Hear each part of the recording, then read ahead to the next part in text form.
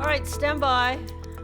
Countdown coming to show start in 5, 4, 3, 2, 1. Fade up.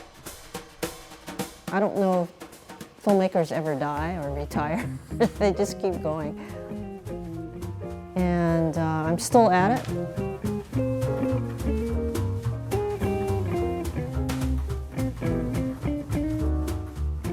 My parents named me Christine Joy because I was born right before Christmas. So I'm hoping that I was a surprise as well as a joy in her life. My father was a chaplain at the Pacific Institute, and my mother she worked at Aloha Airlines. I was the youngest child of 4, and I used to sit under the living room table and watch TV. Television is perfect for someone like me. You know, I was a lover of history. My first job in television was at Hawaii Public Television. I was hired there as a student technician. So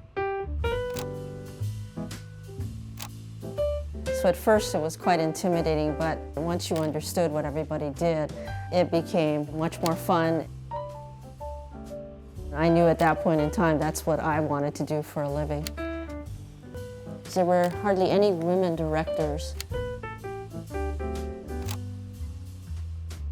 It's been my family for the last 40-something odd years, and I really cherish the whole concept of public television because I think it really gives voice to a lot of subject matter and people that normally are not featured on commercial television or entities. You always knew she was there. She had a very, very strong presence.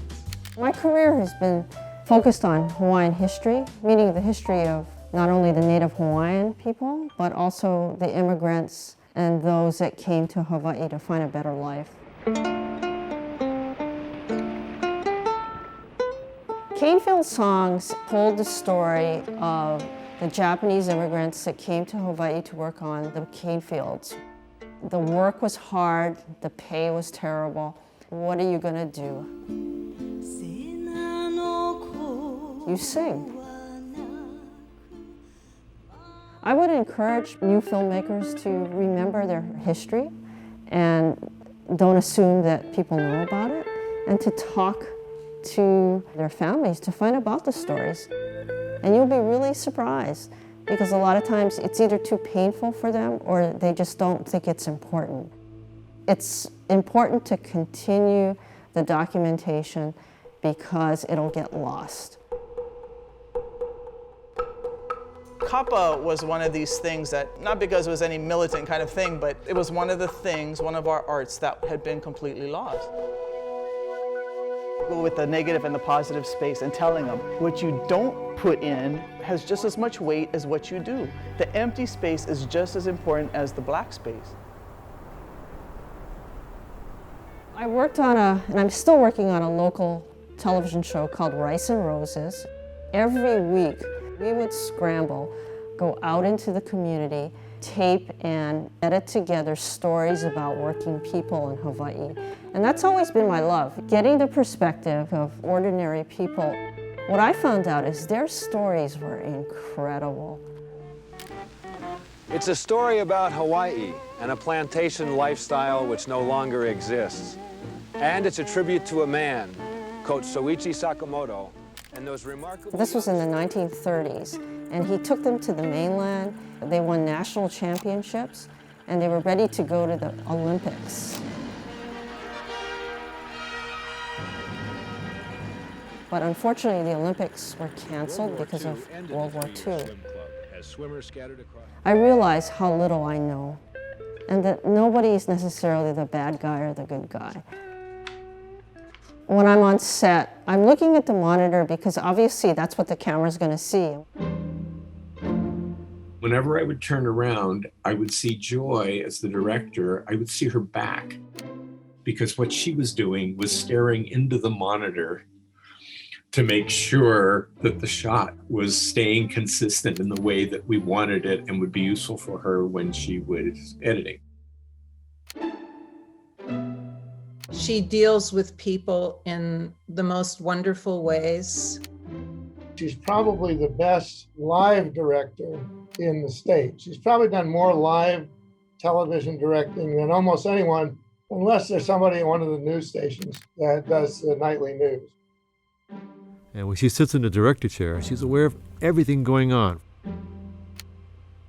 Insights on PBS Hawaii is a live television show that's broadcast weekly.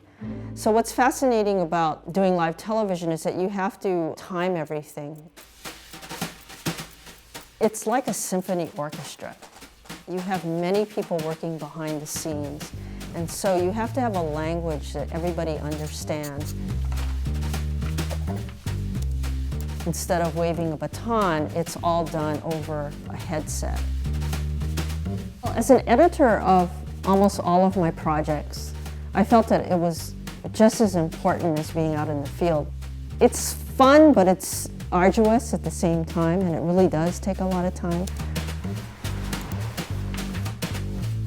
I love to listen to music. I settled on the drums because I like rhythm.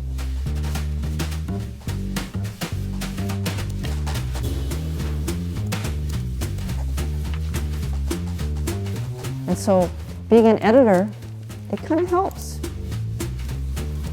Don't give up. It takes a while to get the experience. And you never end getting experience, but that's part of the fun of it all.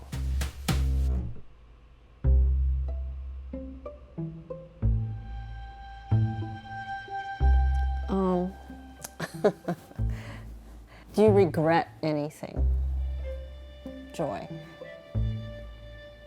No, I don't think so. I don't think you should live your life regretting.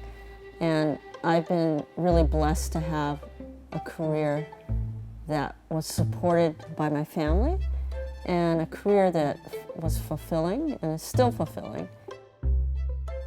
And my only hope was that I benefited humankind in some way. And I hope that's the truth.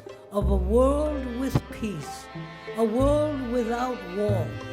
This is the story of the awakening of the human spirit. There's some part of Kapa that is in my life.